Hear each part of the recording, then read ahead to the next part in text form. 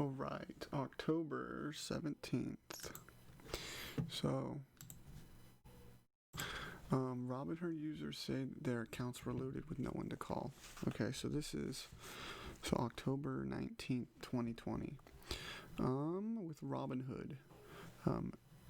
So this is pretty quick here. 450 shares of Moderna had been liquidated from a Robinhood user's account, which is 10,000 in withdrawals that are pending. She received the email. It was frustrating. It goes on basically to tell you that there's no phone number to call with Robinhood. It's all through email. And most people don't even know how stock markets work, and it's just basically like it's a casino. It's a full-on casino. You can be liquidated anytime. You put your money, you create an account. Let's say you're from the old school of thought where you actually have a stockbroker. Your broker is told by his boss to make sure the funds stay in the house. That's what it's referred to as in-house assets.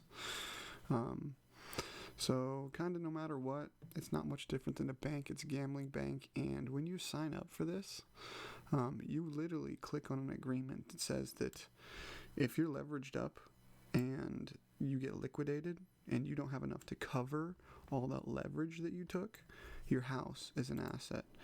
Your truck is an asset. You are all liable, and they'll come in and take those things to make Robinhood whole.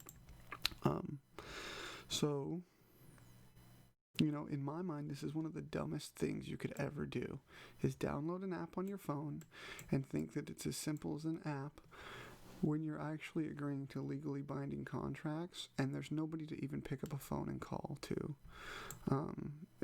In my opinion, you're just kind of stupid, and you deserve what you get because you're a sucker, okay? It's your fault. You have more money than you know what to do with. If you knew better what to do with your money, you wouldn't be doing it right here. Moving on. So with Coinbase, you can go in here. You can buy these cryptos, which is great. It's cool. You have to link a bank account.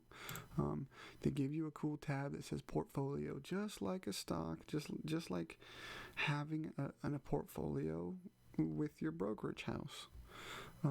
Wow, it's so cool. I'm a professional. I'm trading these cryptos. Like, this is cool new market. The thing they don't tell you is that it's 3 days when you liquidate these things to actually get cash into your account. This is better used because they follow all the compliance, which is great, but it makes them slow and bulky and heavy and expensive. But if you're new, you don't know what you're doing, this is a good onboarding method. But if you hang out with your money in here, you are liable to not get it back. It's not much different. Okay? So all this is doing is they're keeping all your crypto, your secure keys for you with them.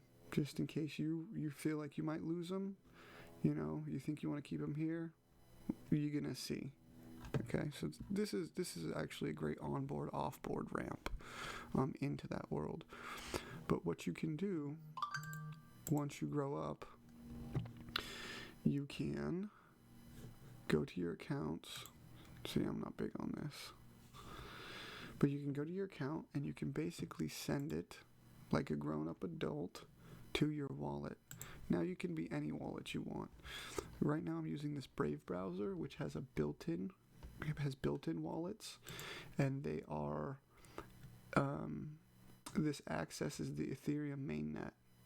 So there's all these other different test nets, which are previous test nets or main nets of the Ethereum network from the past. But there's the Ethereum mainnet. You would enter in your password and your secure keys, which are minted, which are to you, but they access something that is minted into the blockchain where people can view it, people can check it out, people can see it, but nobody can actually take control of it because they didn't mint it into the blockchain. You minted it, so you're the only one who has the keys to it. Okay? There's 1,000 ways to skin this cat. You can use an extension called MetaMask, and this is actually where it interfaces into cooler things. So you can see my MetaMask is accessing the Ethereum mainnet.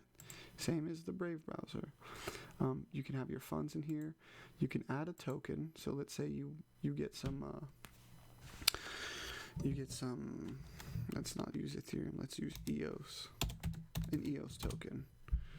So you have to create the little EOS account. Okay, so now there's the token. Okay, now you're gonna add to that. So once you create it, see, now there it is. Now it's ready to get loaded funds into it, EOS tokens into it.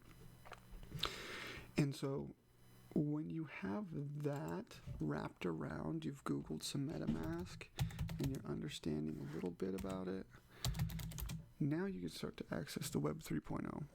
And this is where, in order to get into that world, it's going to check your signature.